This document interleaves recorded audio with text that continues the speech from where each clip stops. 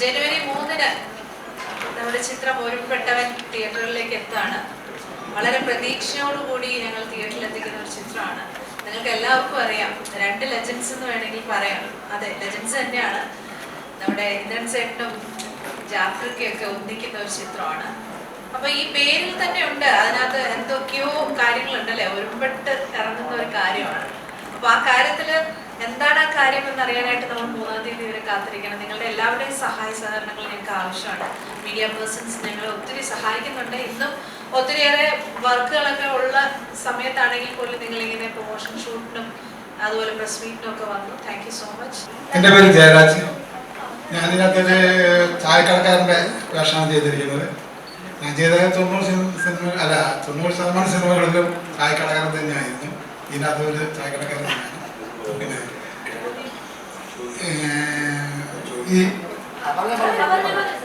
ഈ ഒരുമ്പെട്ടുള്ള പടം ഞങ്ങൾ എല്ലാവരും കൂടി ഒരുമ്പെട്ട് ഇവിടെ ഇറങ്ങി കഴിഞ്ഞിട്ടുണ്ട്. ബാക്കി നിങ്ങളുടെ കയ്യിലാണ്. വേണം പറഞ്ഞ വഴിയിൽ നിങ്ങളെ കേരള കണ്ണുകൂടെ വേണം പ്രേക്ഷക മനസ്സിലേക്ക് ഞങ്ങൾ എത്തിക്കാൻ. അതിനുള്ള എല്ലാ സഹായങ്ങളും ചെയ്യണമെന്ന് അപേക്ഷിച്ചുകൊണ്ട് ഞാൻ മൈക്ക് ഇതിനകത്ത് ഒരുമ്പെട്ടവൻ ആരാധന സിനിമ കാണുമ്പോഴേ അതല്ലേ ഈ പേരിൻ്റെ നിങ്ങൾ ചോദിച്ചാൽ എല്ലാവരോടും പറഞ്ഞു ഒരുമ്പെട്ടവൻ എന്താ, ഒരുമ്പെട്ടവൻ എന്താ, ഒരുമ്പെട്ടവൻ. അങ്ങനെ ചോദിച്ചുകൊണ്ടിരിക്കുമ്പോൾ ഞങ്ങൾ പറഞ്ഞാൽ പോയില്ലേ ഒരുമ്പെട്ടവൻ എന്താ. അപ്പോൾ സിനിമ ഇറങ്ങുമ്പോൾ നമുക്ക് കണ്ടിട്ട് ഒരുമ്പെട്ടവൻ്റെ ഇതിനെക്കുറിച്ച് സംസാരിക്കും. പിന്നെ അതാണ് ഒരുമ്പെട്ടവൻ.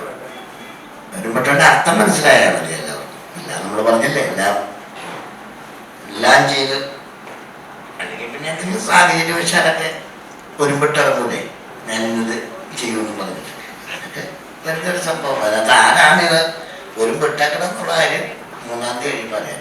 3-ാം തീയതി അറിയാം. അതൊക്കെ പൊതുവേ നമ്മൾ റിയൽ ലൈഫിൽ ഒരുമ്പെട്ടവൻ എന്നുള്ളൊരു പദമാണ് ഉപയോഗിക്കുന്നത്. ഒരുമ്പെട്ടവൻ അങ്ങനെ അധികം ആൾക്കാർ അങ്ങനെ ഉപയോഗിക്കുന്നത്. അപ്പം ഈ ഒരു സിനിമയിൽ അപ്പൊ അതിനെത്രത്തോളം അപ്പോൾ എപ്പോഴും ശ്രദ്ധിച്ചാൽ മതി, ഈ ഒരുമ്പെട്ടവനാണെങ്കിൽ പെൺസൈഡിലേക്ക് പോകുന്നില്ല. ഒരുമ്പെട്ടവൻ നമ്മൾ പേര് വിട്ടിട്ടില്ല, ഒരുമ്പെട്ടവൻ. അപ്പം ഇതിനകത്തുള്ള സ്ത്രീ കുട്ടിയോ ആ കുട്ടിയോ അപ്പനോ ഒന്നുമല്ല, ഒരാളായിരിക്കും ഇതിനകത്ത് ഒരുമ്പെട്ട. ചിലപ്പോൾ ഇതായിരിക്കും, അല്ലെങ്കിൽ ഇതിന്ന് അങ്ങനെ തിരിക്കുന്ന മാമുക്കായ്ക്കാരുടെ മോനായിരിക്കാം, അല്ലെങ്കിൽ ബോസ് വിനോദ് ബോസായിരിക്കാം, അതിൽ ഇവിടെ പറ്റില്ല. പിന്നെ ഞാനായിരിക്കാം, പിന്നെ അങ്ങനെയൊക്കെ പോകും. അപ്പോൾ ഇതിനകത്ത് വരാത്ത ആളുണ്ട്, ജോണി ആൻഡിച്ചനുണ്ട്, പിന്നെ കോഴിക്കോട് സുധീഷ് സാറുണ്ട്, പിന്നെ ഇങ്ങനെ ഇന്ദ്രൻ ചേട്ടനുണ്ട്. ഇതിലാരെന്നുള്ള നമുക്ക് അത് തീരുമാനിക്കാം.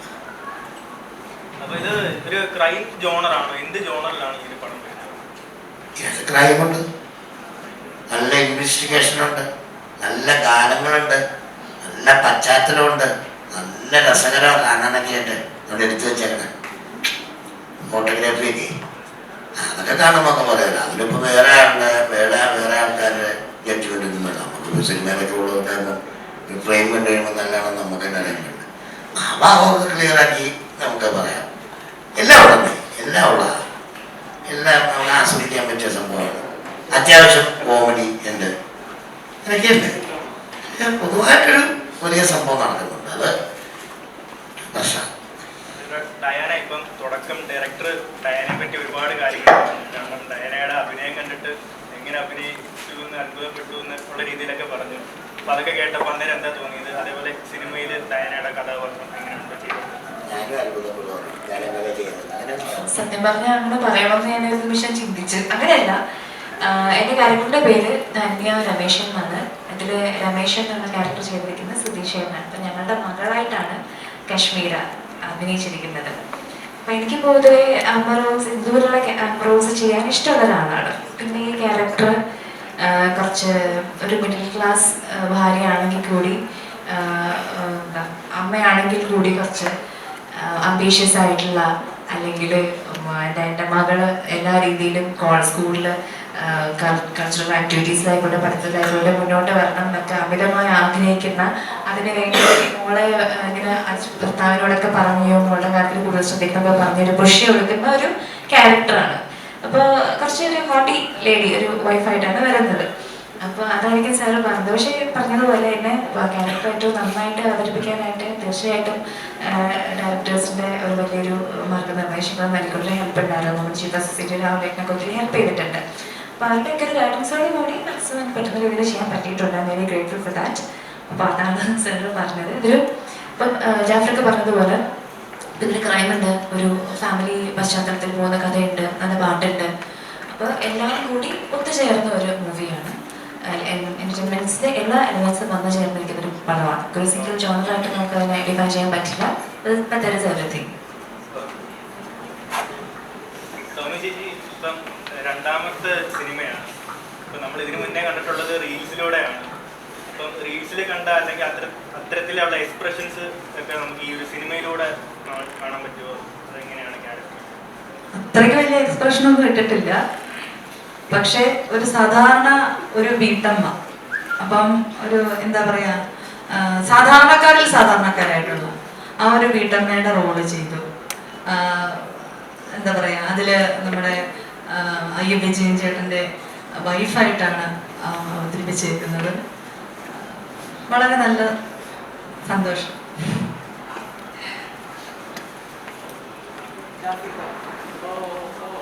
വലിയ ഹൈപ്പിൽ വരുന്ന മൂവികളാണ് ജനങ്ങൾ ശ്രദ്ധിച്ചുകൊണ്ടിരിക്കുന്നത്. ഇപ്പോൾ അതിൻ്റെ കൂടെ വരുന്ന ചെറിയ ചെറിയ പടങ്ങളൊക്കെ ആരും ശ്രദ്ധിക്കാതെ പോകുന്നുണ്ട്. ഇപ്പോൾ റീസെൻ്റ്ലി ഇപ്പോൾ മാർക്കോടെ കൂടെ ഇറങ്ങിയ ചെറിയ പടങ്ങളൊന്നും അധികം ആരും ശ്രദ്ധിക്കുന്നില്ല. ഇത് ഇപ്പോൾ റിലീസിനെ ബാധിക്കുന്നു വിചാരിക്കും. അങ്ങനെയൊക്കെ നമ്മൾ ചിന്തിക്കുന്നത് അങ്ങനെയൊന്നും ഒരിക്കലും ചിന്തിക്കാൻ കൊള്ളില്ല. നമ്മൾ ചിന്തിക്കേണ്ടതെന്ന് പറഞ്ഞാൽ ഇറങ്ങുന്ന പടമെല്ലാം വിജയിക്കണമെന്ന് നമ്മൾ ചിന്തിക്കുന്നത്. മാർക്കോ കീർക്കോ ഒന്നല്ലല്ലോ നമ്മുടെ വിഷയം. മാർക്കോ അതിൻ്റെ രീതിയിൽ അത് വിജയിച്ചു, അതിൻ്റെ ഇപ്പുറത്ത് വേറെ പടം വിജയിച്ചു പോണേ, മറ്റേ ഈ പടവും വിജയിക്കണേ, ഞങ്ങളുടെ പടവും വിജയിക്കണേ, എല്ലാ പടവും വിജയിക്കണേ. ഇൻഡസ്ട്രിയിൽ പോലെ നിങ്ങളിങ്ങനെ ഈ തോക്കും പിടിച്ചോണ്ട് നിൽക്കാൻ പറ്റും? ഇത് നശിച്ചു പോയി കഴിഞ്ഞാൽ നിങ്ങൾക്ക് ഇങ്ങനെ ഇതെല്ലാം പിടിച്ചോണ്ട് നിൽക്കാൻ പറ്റുമല്ലോ. അപ്പോൾ വിജയിക്കണം അതിനകത്ത് അതിറങ്ങിയെന്ന് പറഞ്ഞ് നമ്മളിപ്പം അതിറങ്ങിയെന്ന് പറഞ്ഞ് ആ പടം ഇറങ്ങി, അപ്പോൾ അത് മേടിച്ച് അത് നമ്മൾ വിജയിക്കുകയല്ല. അപ്പോൾ നമുക്ക് 2 മാസം ഒന്ന് മാറ്റാം. ആ 2 മാസം കഴിഞ്ഞ് മാറ്റുമ്പോൾ വേറെ ഇതിലും വലിയൊരു പടം വന്നാണ്. അപ്പോൾ ഈ പുള്ളി മാറ്റിക്കൊണ്ടിരുന്ന ആ മാറ്റം ഉണ്ടാക്കാൻ വേണ്ടിയിട്ടാണ് നമ്മൾ പുള്ളി നിശ്ചയിച്ചിരിക്കുന്ന സമയത്ത് അതിറങ്ങും. നമ്മൾ ജനങ്ങളോട് അപേക്ഷിക്കുന്നുണ്ട്, നിങ്ങളോട് അപേക്ഷിക്കേണ്ടത്, ദൈവത്തോട് പ്രാർത്ഥിക്കുന്നുണ്ട് വിജയിക്കാൻ വേണ്ടി. അതേ ഉള്ളൂ. അങ്ങനെയല്ലേ എല്ലാം ചെയ്യേണ്ടത്. അപ്പം വേറെ പടം ഇറങ്ങി എന്ന് പറഞ്ഞ് ഭീഷണിയും മറ്റേ നമുക്ക് ഇതെല്ലാം ഉണ്ടായ സിനിമ പലപ്പോഴും അല്ല, അങ്ങനെയൊക്കെ ചുമ്മാ പറയുന്നത്. പടം നല്ലതാണ് ഈ കാണുന്നത്. പടം നല്ലതായിരിക്കണം. ഈ ഇറങ്ങുന്ന ഒരാൾ കണ്ടിട്ട് അങ്ങനെയല്ലേ. അല്ലാതെ നമ്മൾ ഒരു കണ്ണടച്ച് പിടിച്ചേച്ച് ആ പടം കൊള്ളാവോ, ആ പടം നന്നായിരിക്കും എന്ന് പറഞ്ഞിട്ട് ഒരാൾ ഔട്ടടിച്ച് കൊടുത്തേച്ച് മറ്റുള്ളവർ പബ്ലിസിറ്റി ചെയ്യും. ആരെങ്കിലും കാണുന്നു, കണ്ടു കഴിഞ്ഞിട്ട് മോനോട് ഒന്ന് പറയുന്നു ആ പടം കൊള്ളാൻ പറ്റും. അപ്പോൾ മോനൊന്ന് കാണാൻ തയ്യാറാവുന്നു, മോൻ 2 പേരോട് പറയുന്നു. അങ്ങനെയല്ലേ പബ്ലിസിറ്റി പോകുന്നത്. ഇപ്പോൾ സോഷ്യൽ മീഡിയ നിങ്ങളെങ്കിലേ പടം ഒന്ന് കണ്ടു കഴിഞ്ഞിട്ട് ഞാൻ അന്നേരം പറയില്ല, കൊള്ളാമെങ്കിൽ കൊള്ളാമെന്ന് പറയുക, കൊള്ളില്ലെങ്കിൽ കൊള്ളില്ല എന്ന് പറയുക. കൊള്ളാവുന്ന പടത്തിനെ കൊള്ളില്ല എന്ന് നിങ്ങളാക്കരുത്, കൊള്ളില്ലാത്ത പടത്തിനെ കൊള്ളാവുന്നതാക്കരുത്. അവിടെ കാണിക്കുന്ന മാധ്യമ പ്രവർത്തനം അങ്ങനെ ആയിരിക്കണം, കറക്റ്റായിരിക്കണം. ഇല്ല, അതിനൊക്കെ വിമർശനം എന്തോരം ഉണ്ടായതാണ്. പലരും കയറി അതിനെ കൊള്ളില്ലാത്തതെന്നൊക്കെ പറയട്ടെ. നല്ലതെന്ന് തന്നെ പറയുന്നത്. നല്ലതാണ് ചെയ്തു വെച്ചതെന്ന് നമുക്കൊരു ബോധ്യമുണ്ട്, അത് സമർപ്പിക്കുക. അപ്പോൾ നിങ്ങളെ പോലുള്ളൊരു വിമർശനം വരുവാണെങ്കിൽ വിമർശിച്ചത് കൂടെ ചെയ്തേക്കണം. അതേ ഉള്ളൂ. പേടിയൊന്നുമില്ല. എന്തിനാ പേടിക്കുന്നത്? ആരെ പേടിച്ചു?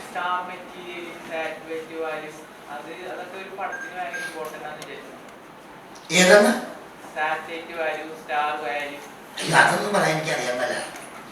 സാറ്റലൈറ്റ് വാല്യൂ സ്റ്റാർ വാല്യൂ ഒന്നും വെച്ചിട്ടല്ല ഞാൻ ചെയ്യുന്നത്. നമ്മളെ വിളിച്ചു ഒരു 5 ദിവസം വിളിച്ചു 10 ദിവസം വിളിച്ചു കഴിഞ്ഞാൽ ഞാൻ ചെന്നിട്ട് ആദ്യം തന്നെ അവരോട് സാറ്റലൈറ്റ് വാല്യൂ ഉണ്ടോ സ്റ്റാർ വാല്യൂ ഉണ്ടോ ഞാൻ തിരക്കാറില്ല. ഞാൻ ആ ചില്ലറ മേടിക്കും, എൻ്റെ വീട്ടിൽ കൂടെ അതിന് മേടിക്കും. ആ പരിപാടിയാണ്. അത് എൻ്റെ ആധികാരികത അവിടെ അറിയാം. അത് പ്രൊഡ്യൂസറോട് ചോദിക്കേണ്ടി വരും. സിനിമയെ സംബന്ധിച്ച് നമ്മളോട് ചോദിച്ചു. അവരുടെ ചോദ്യമൊക്കെ അടിപൊളി ചോദ്യമാണ്. നീ നല്ല സ്റ്റൈലായിട്ട് ചോദിക്കണം. പക്ഷേ എനിക്ക് അറിയാൻ പാടാതെ ചോദിച്ചിട്ടുണ്ടായിരുന്നു. ഈ സ്റ്റോറിയെ സംബന്ധിച്ച് മലയാള സിനിമയിൽ ഇവർ 2 പേരുമാണ് ഇതിന് ആക്ട്. ആ സ്റ്റോറി അതാണ് ഏറ്റവും പ്രധാന സ്റ്റോറിയാണ്. ആ സ്റ്റോറി ഇന്ദ്രൻ സേട്ടനും ജാഫർക്കും മാത്രമേ അതിൻ്റെ സിനിമ കണ്ടു കഴിയുമ്പോൾ മനസ്സിലാവുള്ളൂ. എൻ്റെ കാസ്റ്റിംഗ് ഇതാണ്. ആ സ്റ്റോറിക്ക് അനുയോജ്യമായ ഒരു കാസ്റ്റിംഗാണ് ചെയ്തിരിക്കുന്നത്. ഇവരല്ലാതെ വേറെ ആരും ചെയ്താലും അത് അത്ര എത്തില്ല. അതിൻ്റെ ഇവരുടെ ഷേപ്പും ഇവരുടെ പ്രായവും ഇവരുടെ എല്ലാം അത് ഓക്കെ. അതുകൊണ്ടാണ് അങ്ങനെ കാസ്റ്റ് ചെറുതായിട്ട് പറഞ്ഞു കഴിഞ്ഞാൽ ഇന്ദ്രൻ സേട്ടനും ഞാനും ഒരു വൃക്ഷമാണെങ്കിൽ അതിൻ്റെ ശിഖരങ്ങളാണ് മറ്റുള്ള സപ്പോർട്ടിങ് ശിഖരം വന്നോളൂ, അല്ലെങ്കിൽ മരം നിലനിൽക്കുള്ളൂ. അങ്ങനെയുള്ളൂ. അതിനകത്ത് ഏത് പടം എടുത്താൽ അങ്ങനെയുള്ളൂ. ഏത് സിനിമ എടുത്തു കഴിഞ്ഞാലും നായകൻ, നായിക, വില്ലൻ, അത് കഴിഞ്ഞ് കഴിഞ്ഞാൽ ബാക്കി അന്വേഷിക്കലുണ്ട്. അപ്പോൾ അങ്ങനെ പിന്നെ എല്ലാം കൂടെ കൂടുമ്പോഴാണ് ചായ എടുത്തതിൻ്റെ പിള്ളേർ നന്നായിട്ട് ചായ കൊണ്ടെത്തുന്നല്ലേ ഈ പടത്തിൽ വാങ്ങി പ്രൊഡക്ഷൻ പോയി എല്ലാം കൂടെ കൂടെ കെട്ടി മറിയുന്നതല്ല സിനിമ. അതിനകത്ത് എന്താ പറയുക, എന്തെങ്കിലും വിവേചനം ഉണ്ടോ? എല്ലാവരും കൂടെ കൂടുമ്പോഴാണ് ഇത് വലുതാവുന്നത്. അങ്ങനെ എന്തിച്ചാൽ പോസിറ്റീവ് കൂടെ പോയിക്കൊണ്ട് സഞ്ചരിക്കാനേ. അതേപോലെ നമ്മുടെ ഇന്റർസേട്ട സൂര്യയുടെ കൂടെയാണ് അഭിനയിച്ചുകൊണ്ടിരിക്കുന്നത്. സൂര്യ 45-ലാണ്. അറിഞ്ഞിട്ടുണ്ടായിരുന്നു?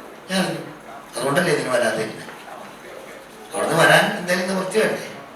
നമ്മളിപ്പോൾ ഇങ്ങനെ പറഞ്ഞു വന്നു അത് ഈ ഒരു സമയത്തിൽ വന്നിട്ട് വന്നിട്ട് 2 ദിവസം കൂടെ പോകും. അവിടെ ഒന്നും അത് അംഗീകരിച്ച് കൊടുക്കാൻ പറ്റുമോ? ആലോചിച്ച് കഴിഞ്ഞാൽ വല്ല കോമ്പിനേഷനൊക്കെ ആയിരിക്കും. ഞങ്ങൾക്ക് ഇതിനകത്ത് പങ്കെടുക്കാൻ പറ്റാത്തൊരു ദുഃഖമുണ്ട്. പക്ഷേ സന്തോഷിക്കുന്നതെന്ന് പറഞ്ഞാൽ അദ്ദേഹം അന്യ സംസ്ഥാന പണം ചെയ്യുന്നു, വലിയൊരാളുടെ കൂടെ സിനിമ ചെയ്യുന്നു. അപ്പം അതിനുള്ള സന്തോഷമുണ്ട്. ഈ ദുഃഖം അവിടെ ഞങ്ങളെ സന്തോഷിച്ചു തീർന്നു.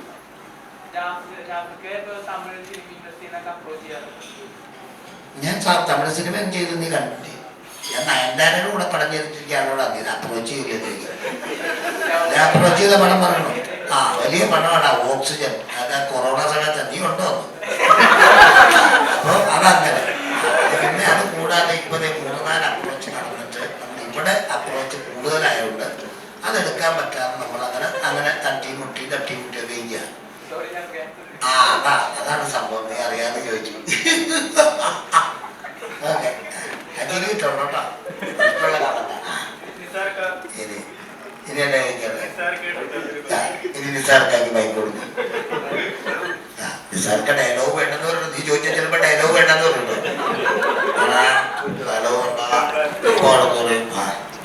നമുക്ക് സാറിന്റെ മകനാണ്.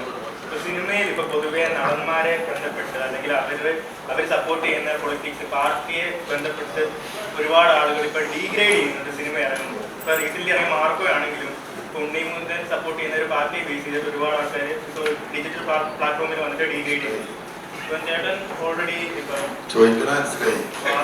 ഓൾറെഡി സിനിമയിൽ ഉണ്ടായിരുന്ന ആളാണ്. ഇപ്പൊ പുതിയതായിട്ട് വീണ്ടും സിനിമയിലേക്ക് വരുമ്പോൾ ഇത്തരത്തിലുള്ള കാര്യങ്ങളെയൊക്കെ എങ്ങനെയാണ് നേരിടാൻ, അല്ലെങ്കിൽ നിങ്ങൾക്ക് ഇത്തരത്തിലുള്ളൊരു ഇത് വരുമെന്ന് തോന്നുന്നു? എനിക്കോ പുതിയതായിട്ട് വരുന്ന ആളുകൾ ഇന്നലെ ഇങ്ങോട്ട് വന്നിട്ട്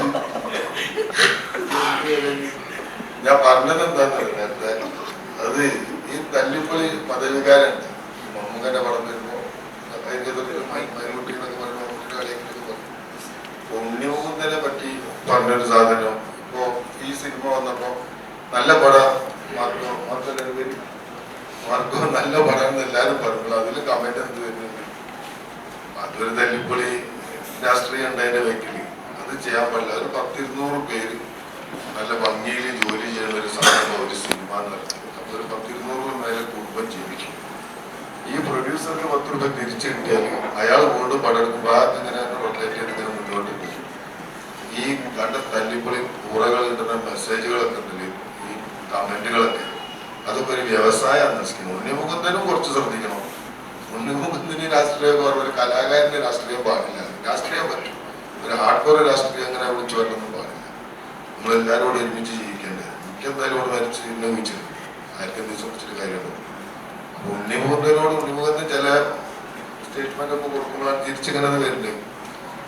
ആ സിനിമനെ നല്ലൊരു സിനിമന് നശിപ്പിക്കാൻ പാടില്ല. ഉണ്ണിമുഖത്തിന്റെ ക്യാരക്ടറല്ലല്ലോ സിനിമ. ഇഷ്ടംപോലെ കാണാൻ പോവാ, എല്ലാത്തോലും കാണാത്ത, നല്ലതാണെങ്കിൽ കാണാം, കഴിയുന്നതും നല്ല രീതിയിൽ ജീവിക്കാൻ നോക്കാം. ഈ സിനിമനെ പറ്റി പറയുന്നത് ഈ സിനിമ നാട് തെറ്റിച്ച ഒരു വാർത്ത ഈ സിനിമയുടെ ഒരു ഭാഗമായിട്ടില്ല, കഴിഞ്ഞുപോയി. ഇനി നാളെ നടക്കുന്ന ഇപ്പോഴത്തെ സാഹചര്യം കണ്ടാലും അന്ന് സംഭവിച്ചതിന് ശേഷം നടക്കുന്ന സാഹചര്യം കണ്ടാലും ഇനിയും അത് സംഭവിക്കും. ഒരുപാട് തവണ സംഭവിക്കും കേരളത്തിൽ. അങ്ങനെ ഒരു സന്ദേശം ഈ സിനിമയിൽ, വലിയൊരു സന്ദേശം ഈ സിനിമയിൽ.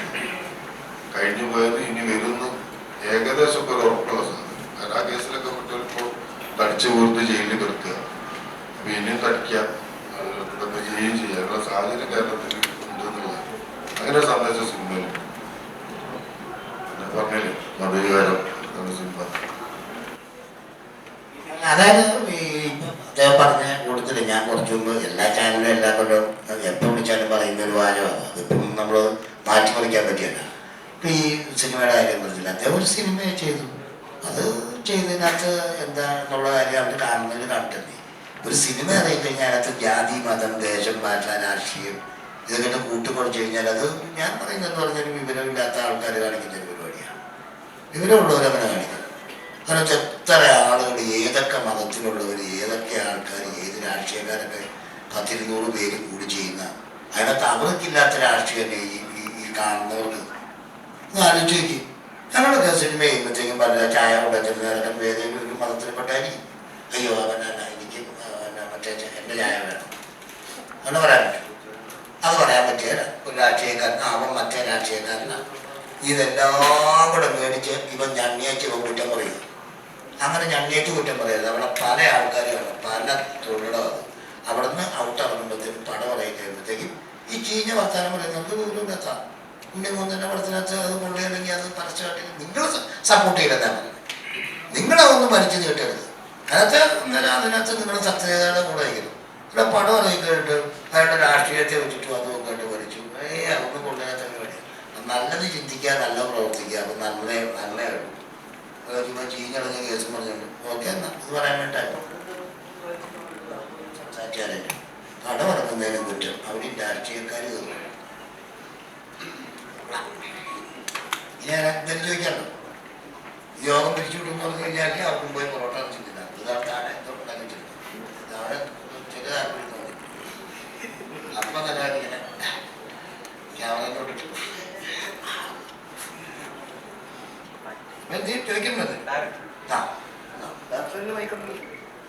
ചേട്ടാ, ഇത്തരത്തിലുള്ള ഒരു പടത്തിലേക്ക് എത്താനുള്ള ഒരു സാഹചര്യം സിനിമ ചെയ്യണം, മക്കളെ വെച്ച് അഭിനയിപ്പിക്കണം എന്നൊക്കെ തോന്നാനുള്ള ഒരു കാരണം? മക്കളെ വെച്ച് അഭിനയിക്കാൻ വേണ്ടിയല്ല, എനിക്കൊരു സ്റ്റോറി ഉണ്ടായിരുന്നു എൻ്റെ മനസ്സിൽ. ആ സ്റ്റോറി ഒരു മണിക്കൂർ കൊണ്ട് ഞാൻ എഴുതിയായിരുന്നു, ഒരു ത്രെഡ്. അപ്പോൾ ആ ത്രെഡ് ഡെവലപ്പ് ചെയ്ത് വന്നപ്പം അതിനകത്ത് ഈ ഏജിലുള്ള ആൾക്കാർ വേണം. അപ്പം അതുകൊണ്ടാണ് അങ്ങനെ ആയിരുന്നത്. ആ ത്രെഡ് ഞാൻ പറഞ്ഞല്ലോ, ഞാൻ ജാഫ്രിക്കയായിട്ട് സംസാരിച്ച് ഡെവലപ്പ് ചെയ്ത് ഇദ്ദേഹമായിട്ട് എഴുതി ഇതായി വന്നപ്പോൾ ആ ക്യാരക്ടറുകളിൽ 2 കുട്ടികൾ വേണം. അപ്പോൾ എനിക്ക് മക്കളുള്ളപ്പോൾ ഞാൻ പുറത്തുനിന്ന് ഒരാളെ വേറെ എടുക്കില്ലല്ലോ. അപ്പോൾ എൻ്റെ മോളും അതിനകത്ത് അഭിനയിച്ചു. അതാണ്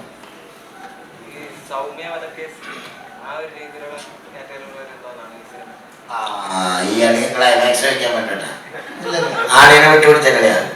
ആ ആളിനെ ഞാൻ പറഞ്ഞില്ലേ, അത് ഞെട്ടിയൊരു സാധനം തന്നെയാണ്. ആ 3-ാം തീയതി ആ സംഭവം എന്താണെന്ന് അറിയണമെങ്കിലും സിനിമ കാണണം. 3-ാം തീയതി വരെ വെയിറ്റ് ചെയ്താലേ അതറിയാൻ പറ്റുള്ളൂ. അതൊരു ട്വിസ്റ്റാണ്. ഒരു ട്വിസ്റ്റല്ല, 2-3 ട്വിസ്റ്റുകൾ നടക്കുന്നുണ്ട് അതിനകത്ത്. അതിൽ 2-3 അത് കുറുക്കി കൊള്ളുന്നത് തന്നെയാണ്. വളരെ സിമ്പിളായിട്ട് കണ്ടുപോയി നമ്മൾ മുറുകി അവസാനത്തേക്ക് വന്ന് വലിയൊരു മുറുക്കത്തിലോട്ട് പോകുന്ന സാധനമാണ്. ആ മുറുക്കങ്ങൾ എന്താണെന്നും ആ ട്വിസ്റ്റ് എന്താണെന്നും അറിയണമെങ്കിൽ ഞാൻ പറഞ്ഞാൽ അതിൻ്റെ സുഖം പോകും. അതുകൊണ്ട് ഞാനത് പറയുന്നില്ല, സിനിമ കണ്ടാലേ മനസ്സിലാവും.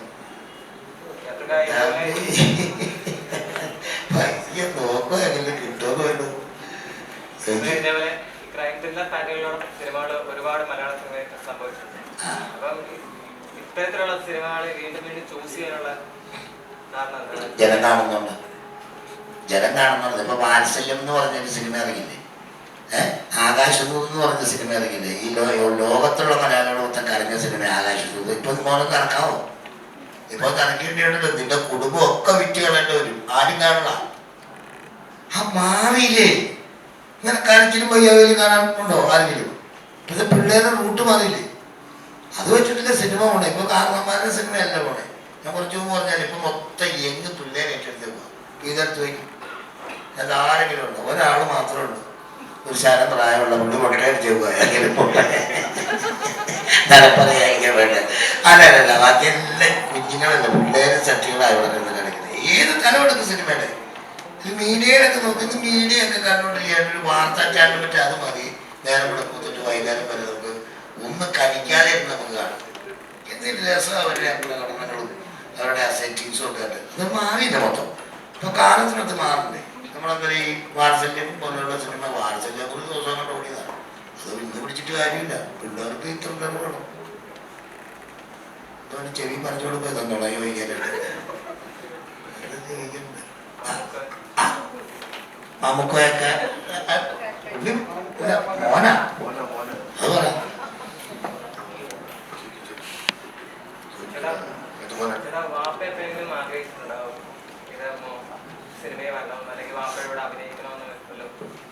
ഞാൻ അങ്ങനെ ഒരു സംഭവമൊന്നുമില്ല. ഇപ്പൊ അഭിനയിച്ച് മുന്നൊരു സിനിമ ഒരൊറ്റ സീന് ഞാൻ പിന്നെ കണ്ടിട്ടൊന്നുമില്ല. എനിക്കെന്നെ പേടി കാണാൻ അവള് കണ്ടില്ല. അത് കഴിഞ്ഞിട്ട് പിന്നെ 5 കൊല്ലത്തേക്ക് സിനിമയിലാരും വിളിച്ചില്ല. ഒറ്റ സീൻ അഭിനയിച്ചു. അങ്ങനെയാണ് ഒറ്റ സീന് പിന്നെ നിന്നില്ല. ഇത് പിന്നെ ജാഫർക്ക വിളിച്ചു വന്നിട്ട് അഭിനയിച്ച അങ്ങനെ ചെയ്ത കൊണ്ടുപോയില്ലായിരുന്നു. അങ്ങനെ താല്പര്യം പറയും വരണ്ട പറഞ്ഞിട്ട് ഓടിക്കും. അങ്ങനെ അപ്പൊ ഞാൻ വിളിച്ചല്ലോ ലാസ്റ്റ് വിളിച്ച് ജാഫർക്ക വിളിച്ചത് അങ്ങനെ വന്നതാ. നോക്കിയിട്ടില്ല.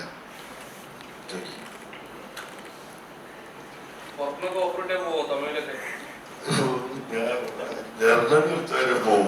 ഏത് പടം വിളിച്ചാലും പോകും. നിങ്ങൾ പറഞ്ഞാൽ ഇതൊക്കെ കറക്റ്റ് ചെയ്ത് കൈകാര്യം ചെയ്തിട്ട് കിട്ടോ ഏത് പടം ചെയ്യും. ഇനി എന്ത് പുലിമുരുകം വരും ചെയ്യും. എനിക്ക് അവിടെ 2027 ഇനി 3 കൊല്ലം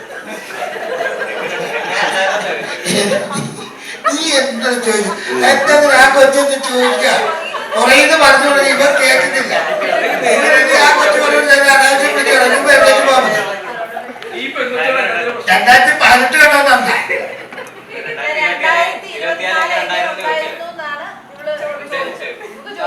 ചോദിച്ചോന്നാ 2024 ജാഫർക്കാടെ കണ്ടോന്നാ ചോദിച്ചത് ജാഫർക്കനോടല്ലേ?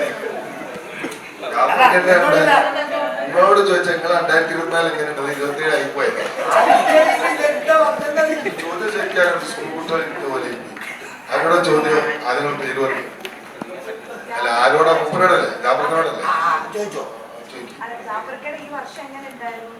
2024 കുറച്ച് പടമില്ലായിരുന്നു. പടം തന്നെയായിരുന്നു. കുറച്ച് കാര്യങ്ങൾ അതിനിടയ്ക്ക് വേറൊരു കുഞ്ഞാവയും കൂടെ ഉണ്ടായി. രണ്ടാമത് മോക്ക് എനിക്കല്ല ഒരൊച്ച ഞങ്ങളുടെ വയസ്സന്മാരുടെ ജീവനോദനാണ് ഇങ്ങനെ. രണ്ടാമത് കുഞ്ഞാവ് അപ്പൊ സംഗതി അതൊക്കെയായിരുന്നു. ആ വിശേഷത്തിൽ അതിനകത്തൊക്കെ ഭംഗിയായിരുന്നു. പിന്നെ സിനിമകളുണ്ടായി. ഇനിയിപ്പം ഏതാണ്ട് ഒരു 5-6 മാസത്തേക്ക് സിനിമ ഇങ്ങനെ നിൽക്കുന്നു. അതെല്ലാം ചെയ്ത് തീർത്ത് വരുമ്പം വേറെയൊക്കെ ഇങ്ങനെ വരുന്നുണ്ട്. അത് പക്ഷേ അല്ല 2024 ചോദിച്ചില്ല തമിഴ് അങ്ങനെയൊക്കെ. അല്ല ഈ പക്ഷെ തമിഴൊക്കെ ഉണ്ട്. തമിഴൊക്കെ പോകുന്നുണ്ട് കേട്ടോ. വിളിക്കുന്നിടത്തെല്ലാം പോകുന്നു. നമ്മളെല്ലാം ചെയ്യണ്ടേ. പിന്നെ നമ്മുടെ നാട്ടിൽ നമുക്ക് വർക്ക് ഉണ്ട്. ആവശ്യത്തിന് വർക്കുണ്ടെങ്കിൽ അത് ഇട്ടെറിഞ്ഞ് നമ്മൾ അന്യ സംസ്ഥാനത്തിലേക്ക് വേറെ ഇതിനകത്തേക്ക് പോകുമ്പോഴത്തേക്കും അതിൻ്റെ ഒരു ദുരുദ്ദേശം മനസ്സിൽ കാണുന്നുണ്ടെന്ന് എനിക്ക് സംശയമുണ്ട്. കാരണം ഇവിടെ ശമ്പളം കുറവ്, അവിടെ ചെല്ലുമ്പോൾ ഇച്ചിരി ശമ്പളം കൂടുതൽ കിട്ടും എന്നൊക്കെ ചിന്താതിരുന്ന് പോകേണ്ട ആവശ്യമില്ല. ഇവിടെ വർക്കുണ്ടെങ്കിൽ നമുക്ക് ഇപ്പം ഗൾഫിൽ പോകുന്ന ആൾക്കാരില്ലേ എല്ലാവർക്കും അവിടെ തന്നെ വർത്തമാനം പറഞ്ഞിട്ട് ഇപ്പം ഗൾഫിൽ പോകുന്ന ആൾക്കാരെന്ന് പറഞ്ഞാൽ നമുക്കിവിടെ ഒരു 10 വല്ല എൻജിനീയറിങ്ങിനോ അല്ലെങ്കിൽ മറ്റേ ഡോക്ടറോ അല്ലെങ്കിൽ നല്ലൊരു വർക്കേഴ്സൊക്കെ ആയിട്ട് അവർ ഗൾഫിലൊക്കെ പോയിട്ടാണ് രക്ഷയുള്ളൂ. അല്ലാതെ പൊതുവായിട്ടൊരാൾ പോയി കഴിഞ്ഞാൽ സൂപ്പർ മാർക്കറ്റിൽ ജോലിയോ അല്ലെങ്കിൽ എന്തെങ്കിലുമൊക്കെ ഒരു ഡ്രൈവിംഗ് പോസ്റ്റൊക്കെ കിട്ടുള്ളൂ. അതിനൊന്നും ശമ്പളമൊന്നുമില്ല. ശമ്പളമൊക്കെ കുറവാണ്. അപ്പോൾ അവിടെ ഒരു 30,000 രൂപ ശമ്പളം മേടിക്കുന്ന ആൾ ഇവിടെ 15,000 രൂപ അടിച്ചാൽ വീട്ടിൽ കിടന്നുറങ്ങുന്ന ആളുടെ എന്തെങ്കിലും പിള്ളേരും പെൺപിള്ളേരുടെ കൂടെ നല്ല രസമായിരിക്കും. ഇതിപ്പോൾ അത് വലിയ ദുരിതം. അപ്പോൾ ഞാൻ പറയുന്നത് സ്വന്തം നാട്ടിൽ കിട്ടുന്ന വെച്ചൊക്കെ ജീവിക്കാൻ കുറച്ച് അത് പറഞ്ഞു കൊടുത്തോ.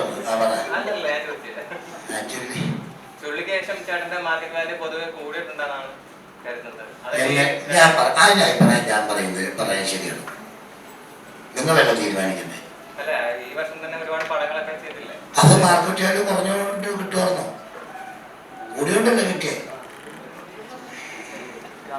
സുരേഷേ എന്നപ്പാ ബിലാല് ഇങ്ങനെ അനൗൺസ്മെന്റ് ഉണ്ട്. ബിലാൽ ഇങ്ങനെ കുറേ കാലമായിട്ട് ഇങ്ങനെ അനൗൺസ് ചെയ്ത് നമ്മളതിനകത്ത് അംഗീകരിക്കുകയും ചെയ്തു. ഞാൻ ഈ കക്ഷികളോടെല്ലാം പറയുകയും ചെയ്തു. ഡയറക്ടർ സാറിന് ഒരു ദിവസം കിട്ടിയപ്പോൾ ഞാൻ ഇങ്ങനെ പറഞ്ഞു. പിന്നെ ഉണ്ണിയാർ സാറിനോട് ചോദിച്ചപ്പോൾ സാർ ഇങ്ങനെ പോകുന്ന സ്ഥലത്തേക്ക് ഇങ്ങനെ ചോദിക്കുന്നത് ബിലാൽ ടൂറുണ്ടോ ഇതെല്ലാം ചോദിക്കും. അപ്പോൾ ഞാൻ പറഞ്ഞു എനിക്കറിയില്ല, ബിലാൽ ടൂറുണ്ടോന്ന് അറിയില്ല. ആ പടം വന്നിട്ട് കൊറോണ സമയത്ത് വന്നിട്ട് എല്ലാം ഓണായി വന്നതാണ്. ആ സമയത്ത് നടക്കണ്ടായിരുന്നു. പിന്നെ ഇങ്ങോട്ട് മാറി ഇങ്ങനെ പോയേക്കുവാണ്. വരും എന്നൊക്കെ പറയാം. നാരദൻ സിനിമ ആഷിഖ് സാറിന് നാരദൻ ചെയ്യുന്ന സമയത്ത് ഉണ്ണിയാർസിൻ്റെ അടുത്ത് ഞാൻ ചോദിച്ചു ഇതിങ്ങനെ ഒരു സംഭവം ഉണ്ടാകും വല്ലതും ഉണ്ടാകുന്ന വെച്ചപ്പോൾ എന്നോട് കുറച്ച് വ്യക്തത എനിക്ക് പടത്തിലുണ്ട് കട്ടുകുഞ്ഞിനും പൂച്ചക്കുഞ്ഞിനും വയ്ക്കലല്ല വേറെ ചില റേഞ്ചിലേക്ക് വരും എന്നൊക്കെ എന്നോട് പറഞ്ഞിട്ടുള്ള നടക്കുമ്പോൾ കാണും പിന്നെ നടക്കുമ്പോൾ കാണും കളി ഉണ്ടല്ലോ അത് പറഞ്ഞില്ല ഫുള്ള് കേട്ടില്ല അത് പിന്നെ ക്ലൈമാക്സ് വന്നിട്ടുള്ളൂ അല്ലേ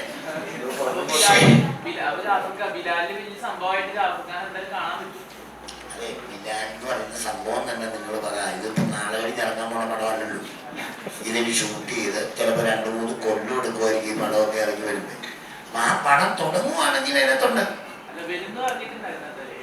വരുന്ന അറിയാലോ വരും അത്ര ഇതാക്കി വെച്ചിരിക്കുന്നതല്ലേ പിന്നെ വേറെ കാര്യം നോക്കണം രാജാവിനെ മറ്റേ അതിനകത്ത് ഒരു രാജപദവി അലങ്കരിക്കുന്ന ഒരു കഥാപാത്രം ചെയ്താണ് മമ്മൂക്കായ അദ്ദേഹമൊക്കെ ഏതൊക്കെ പടം കമ്മിറ്റ് ചെയ്തിട്ടാണ് അമൽദീരൻ സാറ് ഏതൊക്കെ പടം കമ്മിറ്റ് ചെയ്തിട്ടാണ് ഇതെല്ലാം ഒത്തണങ്ങി വരണ്ടേ അന്നേരം ഒരു പടം ശരിയാവുള്ളൂ അത് ഓടിച്ചെന്നിട്ടൊരു പടം നമ്മൾ പലചരക്കിടെ സാധനം മേടിക്കുന്ന പോലെ മേടിക്കാൻ പറ്റും ഒത്തണങ്ങി വരണം എല്ലാവരുടെയും അതുകൊണ്ടാണ് എൻ്റെ കാരണാവസ്ഥകൾ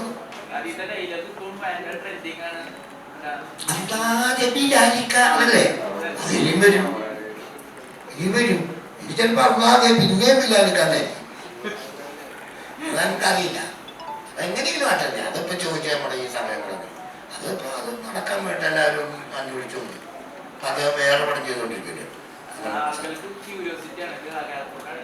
ആ പടത്തിന്റെ ഒരു റേഞ്ച് ആ പടം നിന്നത് അങ്ങനെയായിരുന്നു ആ പടം എല്ലാവർക്കും അന്നത്തെ സമയത്ത് ആ പടം പിള്ളേരെ എല്ലാം ഉണർവിലേക്ക് കൊണ്ടുവന്നൊരു സിനിമയാണ് അല്ലേ എല്ലാവരും മനസ്സിലില്ലേ അതുപോലെ അത് ആ മനസ്സിലില്ല അത് കിടക്കുമ്പോഴത്തേക്ക് അത് ഇനി അത് താന്നു പോരുത് അതിനുവേണ്ടി പണിപ്പെട്ടുകൊണ്ടിരിക്കുമായിരിക്കും അവര് താന്നു പോകുന്നുള്ളൂ ആ ചോദ്യം തീർന്നു ഇനി ആരോട് എന്താ ചോദ്യം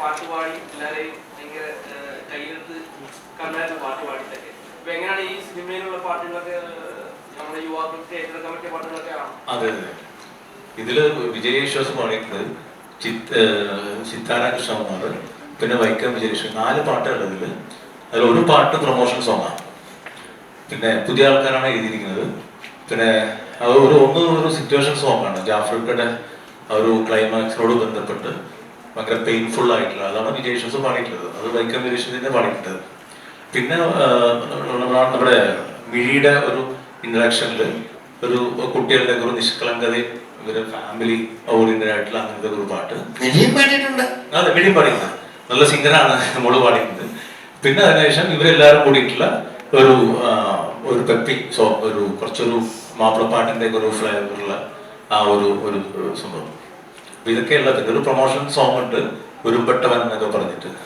അപ്പൊ അങ്ങനെ 4 സോങ് ഉള്ളത് എന്തായാലും അത് എല്ലാം പിക്ചറൈസ് ചെയ്ത് തന്നപ്പോൾ ഗംഭീരമായിട്ടുണ്ട് ഒരു ഓഡിയൻസ് അല്ലെങ്കിൽ ഒരു പ്രേക്ഷകൻ എന്നല്ല എനിക്ക് ഭയങ്കര ഇഷ്ടപ്പെട്ടിട്ടുണ്ട് അപ്പൊ അത് ഒരുപാട് പ്രതീക്ഷയിലാണ് എല്ലാവരും ഇരിക്കുന്നത് താങ്ക് യു ജീവിതത്തിലെ ഇനി ഏതെങ്കിലും നല്ലൊരു കഥാപാത്രം ചെയ്യണമെന്ന് ആഗ്രഹമുണ്ടോ മനസ്സിനുള്ളിൽ? ഞാൻ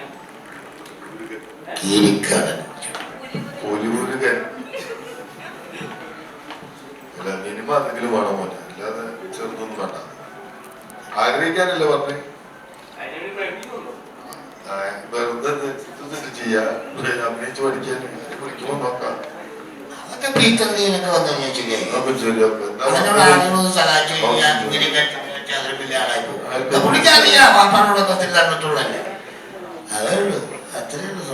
എന്താ മനസ്സിലായത് പറയും എന്താ പറഞ്ഞേ എല്ലാം ആഗ്രഹിക്കാതെ എല്ലാം പഠിച്ചു വെച്ചേക്കോ ഇല്ലല്ലോ ഒന്നും പഠിച്ചിട്ടില്ല എന്ത് ചെയ്യും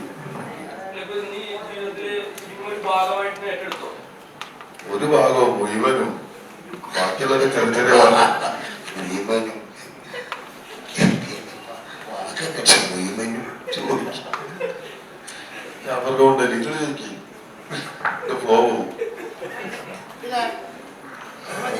എല്ലാം അറിയാവുന്ന ചോദിച്ചു എന്തിനുണ്ട് ചോദിച്ചു പൈസ മാത്രം ചോദിച്ചില്ല പൈസ ഇല്ല എന്ന കാര്യം പറയാം ഓക്കെ അപ്പൊ ഇനി ക്വസ്റ്റ്യൻസ് ഒന്നുമില്ലല്ലോ എല്ലാവരും സിനിമ കാണാൻ ജനുവരി 3-ന് തിയേറ്ററുകളിൽ എത്തുക ഞങ്ങൾ ഓരോ സിനിമയും വ്യത്യസ്തമാണ് അപ്പോൾ അത് ഓരോന്നും ഓരോ ജോണറിൽ തന്നെ അതിന്റെ ഓരോ ഫ്ലേവറിൽ തന്നെ നമ്മൾ ആസ്വദിക്കുക എന്നുള്ളതാണ് പ്രേക്ഷകർ ചെയ്യേണ്ടത് അതാണ് ഞങ്ങളെ പോലുള്ള സിനിമക്കാർ ആഗ്രഹിക്കുന്നത് അല്ലേക്കാ അങ്ങനെ എല്ലാം വിജയിക്കുന്നുണ്ട് എല്ലാം വിജയിക്കുന്നു ഈ ചാനലിനെ പറയുന്നുണ്ട് ഈ ചാനൽ തോറ്റു പോകുന്നുണ്ട് ഈ ചാനൽ വിജയിച്ചു നമുക്ക് പറയാൻ പറ്റും അതുപോലെയൊക്കെ ഓരോ ചാനലുകാരും ചെയ്യുന്ന നമ്മൾ ഓരോ എടുത്ത് അതെ, നിങ്ങളൊക്കെ ഒത്തിരി ഒന്ന് എല്ലാവരും എല്ലാ സിനിമാക്കാരെയും ഒന്ന് സഹായിച്ചിരുന്നാൽ മതി. അവരെങ്ങനെയാണ് പടം പിടിക്കും. നമ്മൾ എന്തെങ്കിലും കയറി കൊള്ളൂടാത്തതിന് നല്ലതെന്ന് നല്ലതിനെ കൊള്ളൂടാത്തെന്ന് പറയുമ്പോഴാണ് അങ്ങനെ ചെയ്യാനും കൊള്ളുക. നമുക്ക് ആ മറ്റുള്ള അരി മേടിക്കുന്ന പൈസ ആ പൈസ കൊണ്ട് അരി മേടിക്കുകയും ചെയ്യുന്നത്. അപ്പം നല്ലത് ചിന്തിച്ച് നല്ല പ്രവർത്തിച്ച് പോയാൽ നല്ല നമ്മളെ ഒന്ന് വിജയിപ്പിച്ചാൽ അടുത്ത പടമായിട്ട് ഇറങ്ങണമെങ്കിൽ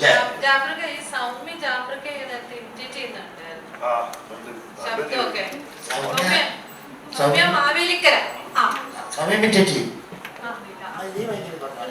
അല്ല, അത്ര ഇതായിട്ടൊന്നും ഇമിറ്റേറ്റ് ചെയ്തില്ല. ഞാൻ ശ്രമിക്കുന്നുണ്ട്, അത്രേ ഉള്ളൂ.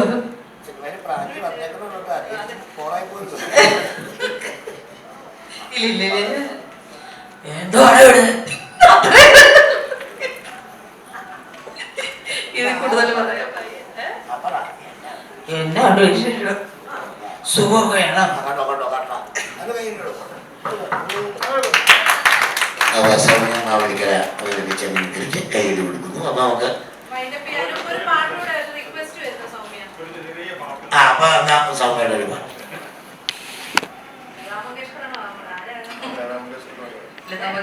എനിക്ക് ലിറിക്സ് ഒന്നും അറിയത്തില്ല, പാടും അത്രേ ഉള്ളൂ. അപ്പൊ അതെല്ലാരും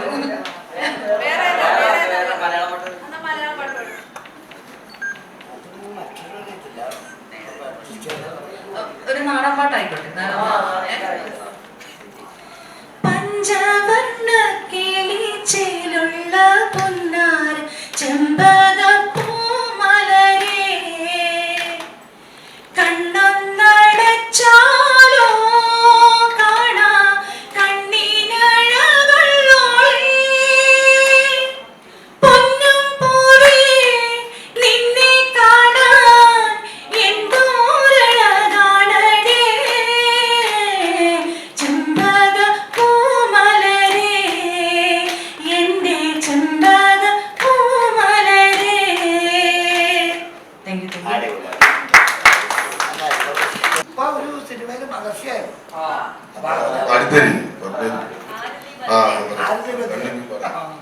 ആരുണി പത്രേ താപസ കന്യ ആശിപ്പതെന്തെന്ന് ചൊല്ലു. അല്ലോ ആശിപ്പതെന്തെന്ന് ചൊല്ലു.